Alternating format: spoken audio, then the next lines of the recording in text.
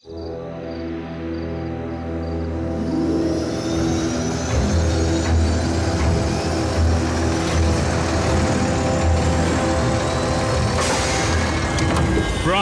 मैं जो लाया हूं वो एक experimental all terrain expeditionary fighting vehicle है जिसे हमारे मास्क डिवीजन के माहिर इंजीनियर्स ने बनाया है। शुक्रिया एजेंट फाउलर, ये मेरे लिए बिल्कुल सही रहेगा।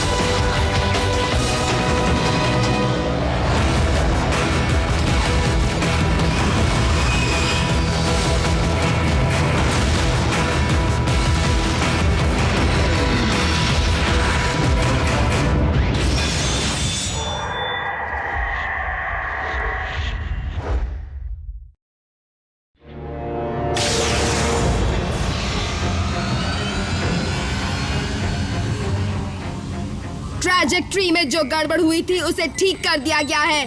अल्ट्रा मैग्नस, अब तुम आ सकते हो।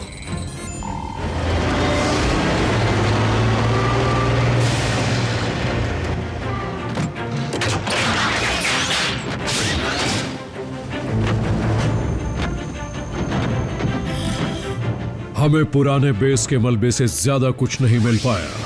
क्या आप इसे ज्यादा कहेंगे?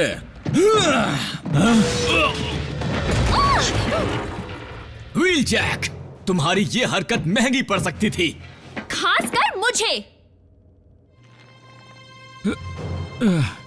आखिर हो क्या रहा है?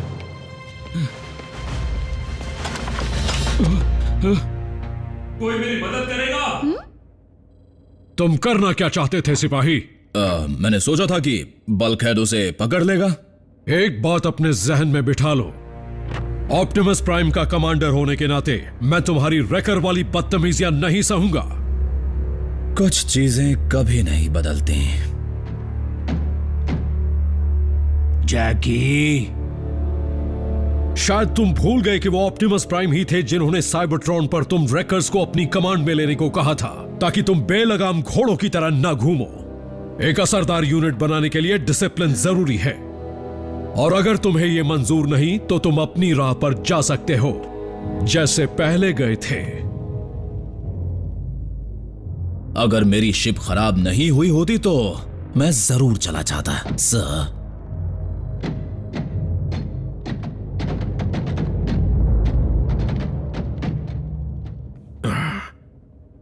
तो ऑप्टिमस ने कोई खबर दी? वो डिसेप्टिकॉन एक्टिविटी की जांच करने गए हैं। काश वो एक एनर्जॉन माइन हो।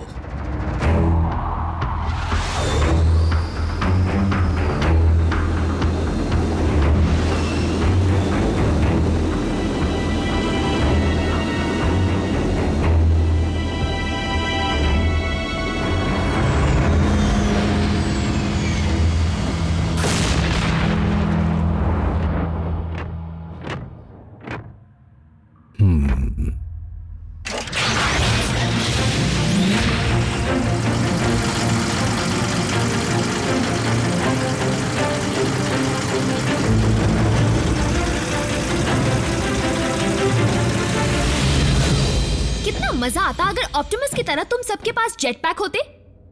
बहुत मजा आता मीको, लेकिन फौज में अब ऐसा दोबारा करने की ताकत नहीं बची।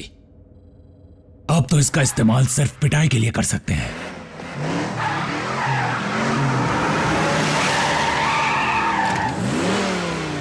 Smoke screen? तुमने कैसे पहचान लिया? क्या हुआ? हमें भेस बदलना होता है ना? तुम कहां रह गए थे सोल्जर? मैं नया पेंट कर रहा था।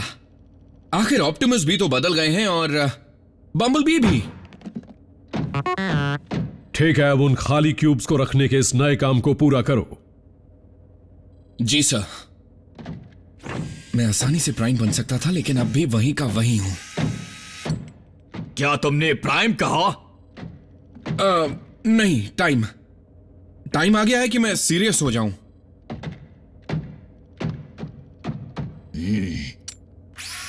स्मोक स्क्रीन अकेला ऐसा था जो लौट कर वापस गया। अगर वो ऐसा ना करता तो आज ऑप्टिमस हमारे बीच ना होते।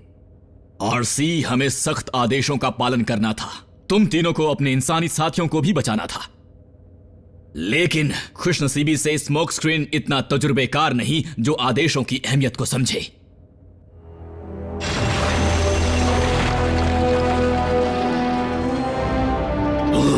मुझे दिख गया। खुदाई का काम बंद कर दो इसी वक्त।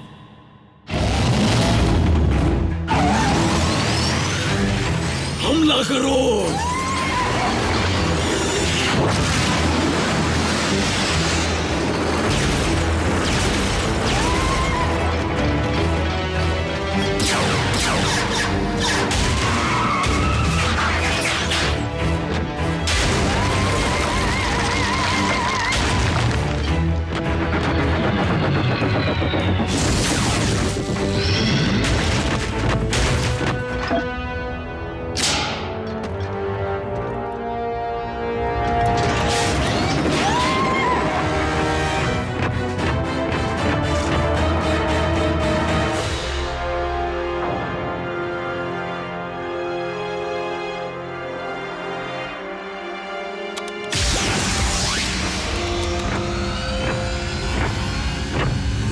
ऑप्टिमस, क्या तुम्हें एनर्जॉन मिला?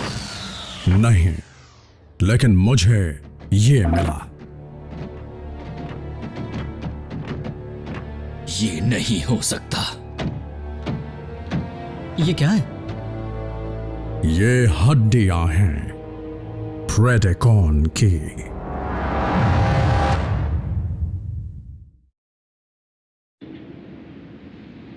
हालांकि यह समझ में नहीं आ रहा कि इसका ढांचा तुम्हारे प्लेनेट पर कैसे आया।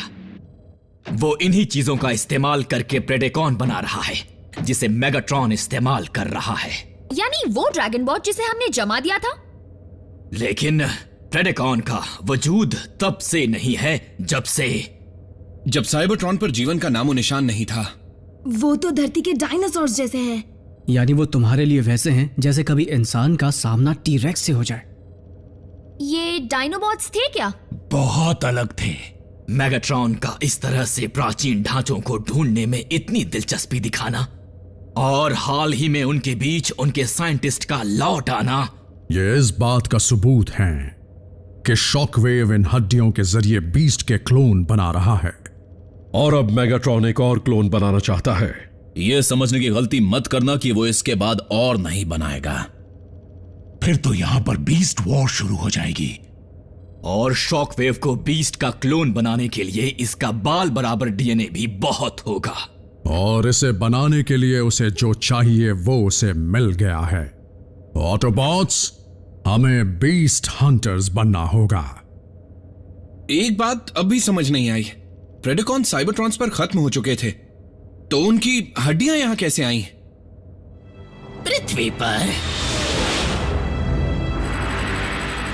मतलब ये सब कुछ अजीब नहीं लगता? ये प्रेडेकॉन्स की हड्डियां नहीं है स्टारस्क्रीम, बल्कि प्रेडेकॉन्स के क्लोन्स की हड्डियां हैं।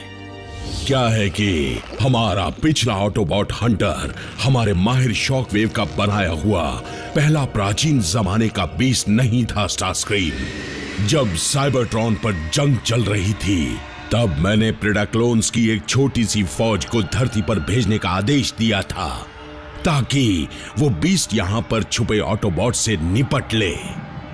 जब उनका मिशन पूरा हो गया तो बचे हुए प्रेडेकॉन्स इस दुनिया पर सदियों तक मेरे वफादार पहरेदार बने रहे। जितना भी एनर्जॉन वो ढूंढ पाए थे वो उसकी पहरेदारी करते रहे और मेरा इंतजार करते रहे। मुझे आने में देर हो गई, इसीलिए बीस्ट भी मिट्टी में मिल गए। लेकिन उनका एंडोमैटर नहीं, जिसकी मदद से मैं आसानी से उनका सीएनए निकाल पाता हूं। फिर से खोजबीन शुरू। लेकिन इतने साल पहले मिट्टी में मिले हुए आपके पालतुओं को आप ढूंढेंगे कैसे?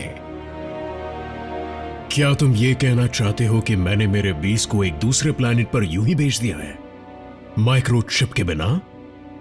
और क्या, यही कह रहा हूं। लेकिन वाकई माइक्रोचिप लगाया था।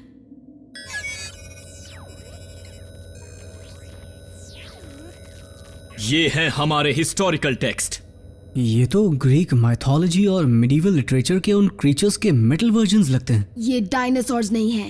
ये तो साफ है कि प्रेडिकॉन्स प्राचीन वक्त में कभी पृथ्वी पर घूमा करते थे, तभी तो इंसानों के किस्से कहानियों में इतनी बार उनका जिक्र है। एक बार फिर साबित हो गया कि धरती और साइबरट्रॉन का अतीत एक दूसरे के साथ जुड़ा हुआ है।